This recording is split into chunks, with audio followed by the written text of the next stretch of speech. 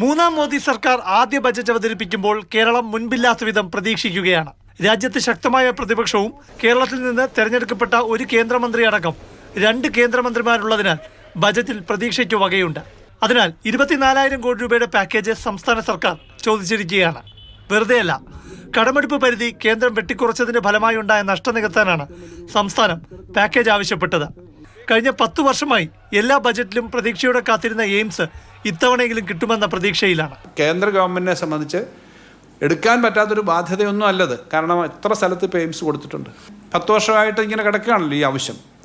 തരാതിരിക്കുന്നത് പൊളിറ്റിക്കലായിരിക്കും എന്നുള്ളതല്ലാതെ വേറൊന്നുമില്ല. വിഴിഞ്ഞം തുറമുഖ നിർമ്മാണ പദ്ധതിയുടെ തുടർ പ്രവർത്തനങ്ങൾക്ക് 5,000 കോടി രൂപയുടെ പ്രത്യേക സാമ്പത്തിക പാക്കേജാണ് മറ്റൊരു പ്രധാന ആവശ്യം.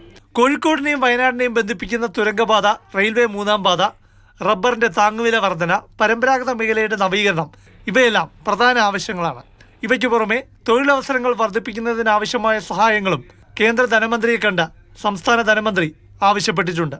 കേന്ദ്രാവിഷ്കൃത പദ്ധതികളുടെ ഭാഗമായി സംസ്ഥാനം ചെലവഴിച്ച കേന്ദ്രവിഹിതത്തിന്റെ കുടിശ്ശികയായ 3,686 കോടി രൂപയും ലഭ്യമാക്കണമെന്ന് ആവശ്യപ്പെടുന്നു.